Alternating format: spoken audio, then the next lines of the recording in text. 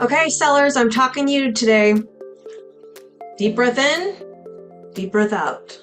Someone just hit you with a lowball offer on your beautiful home. Cue the eye roll and the major offense, right? All right, okay, we're gonna get a little real here. Listen, just like when your kids say to you that they're full after 2 bites of dinner, don't overreact. This is not the end. This is just the starting point.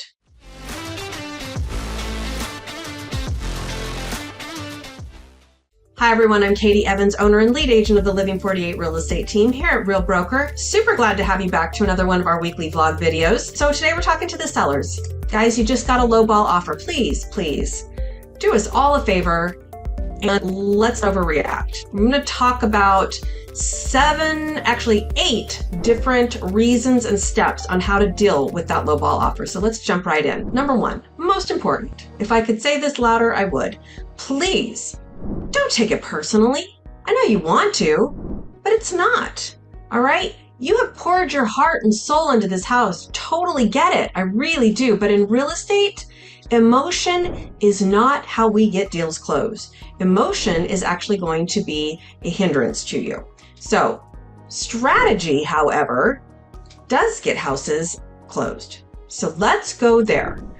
Let's look at the positive of this. A lowball offer, any offer, means that someone is interested. And that's leverage. That's leverage, honey. So stay cool and let's do the rest of the process. Step number 2, let's read the whole entire offer, okay? Not just the number. There may be some other terms in here that are really valuable to you.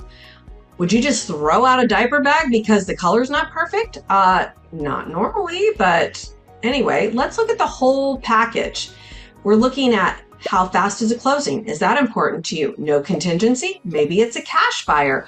All of those different terms could make that low number worth a second look. Point number 3, counter like a class act. All right? Like you really want to get a deal done.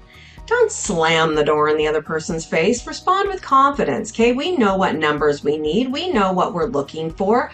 Maybe we either drop your price a little bit to show that we're flexible. Maybe we hold firm with the price, but we come back with some comps to support it. Maybe we come back with a different plan of attack. Maybe, there's all kinds of ways to work a deal. So either way, what we want to make sure that you're saying to the potential buyer is, I know what I've got.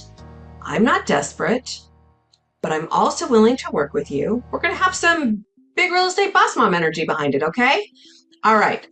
Tip number 4, use the receipts, AKA the comps. Back up your price with data. That is why it's so important when you price your home at the beginning that we price it correctly. If your agent didn't pull comps at the beginning and help you price your property appropriately, find a new agent. And I don't mean that we're pulling Zillow numbers for your comps. I mean, we're pulling real numbers from the MLS, from the recent solds that are actual comps, okay?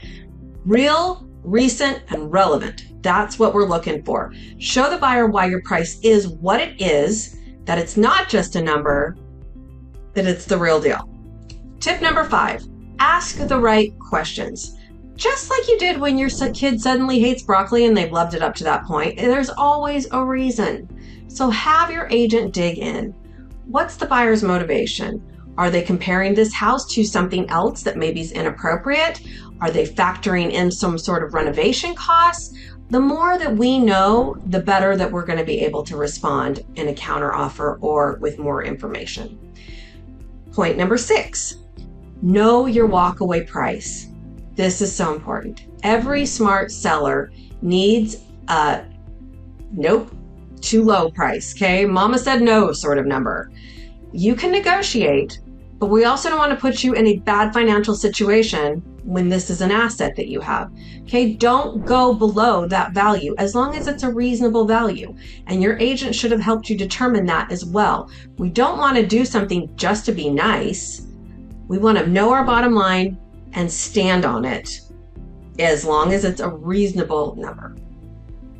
Point number 7, read the room, aka know what your market is, okay? In a hot seller's market, hey, yes, as the seller, you've got all kinds of options and you hold all the cards. But If you're in a shifting market or if you're in a buyer's market, flexibility is going to be the difference between being sold or just sitting and amassing days on market. Trust your agent, read the room, read the market like a toddler reads silence. Okay? Something is always up. Yes. Step number 8, or my final point. Don't be afraid to walk away. If it's not a good deal, it's not a good deal. Okay? It just isn't. Period. Sometimes the best response is thanks, but no thanks. Lowball cash investor offer. Thanks, but no thanks. Another offer is likely already warming up in the wings. So just hold tight, hold firm, trust the process. All right, you guys, again, just to reiterate, lowball offers are not personal. They've never been personal. They're just a part of the game. So be prepared to play the game.